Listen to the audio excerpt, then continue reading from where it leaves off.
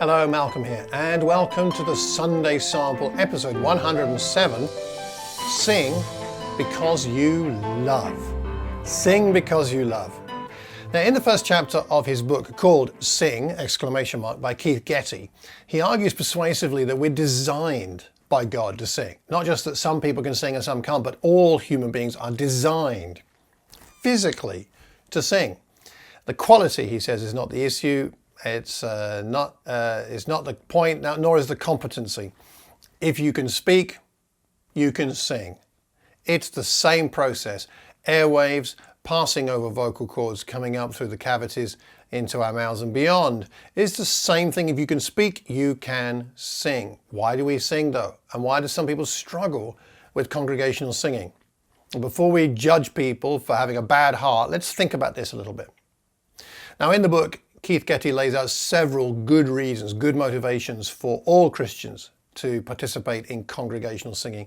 And I'm not going to go over them right now. You can buy the book yourself, not very expensive.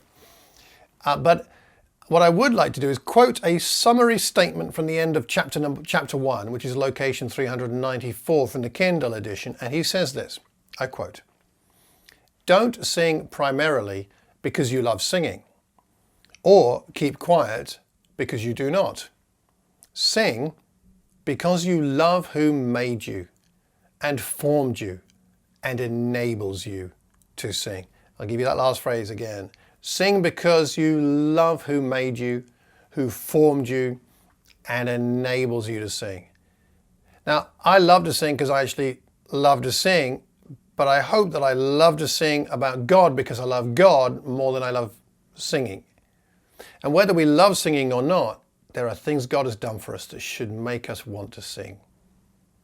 See, worship leaders shouldn't only be those who seem, at least to the congregation, to enjoy singing the most, but they should be those who most enjoy inspiring and educating the congregation in singing. That should be our heart too. And perhaps sometimes our congregations are not as wholeheartedly engaged in congregational singing because they have the wrong understanding of why we sing. Consider Psalm 98. Let me read it for us. "Sing to the Lord a new song, for he has done marvelous things." This is not to song leaders, this is to congregation.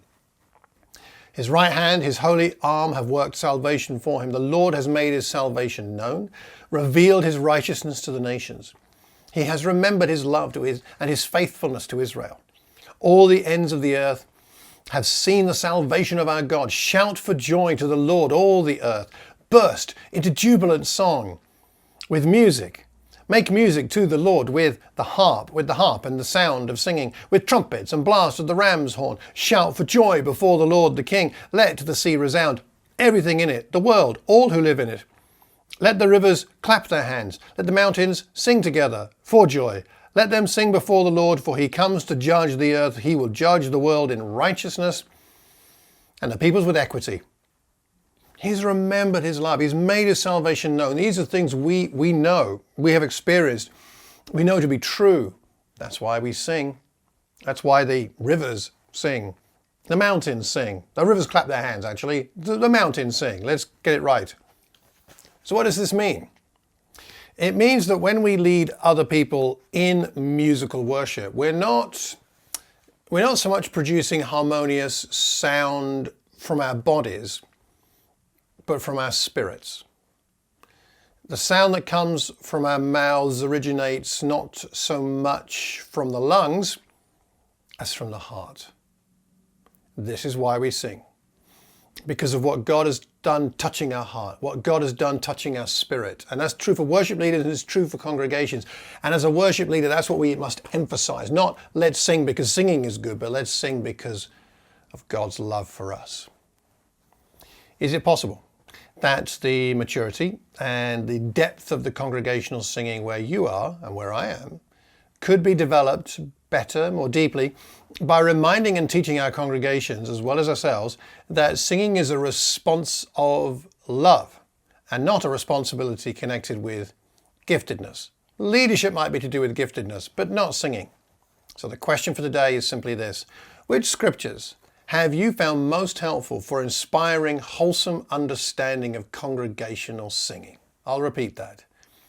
Which scriptures have you found to be most helpful in inspiring wholesome understanding about the reasons we sing? I would love to know your answer to that. So please leave a comment in the comment box below where we can all see it, because then we can learn together, and we learn best when we're learning in community. If you know anybody who might benefit, pass the link on.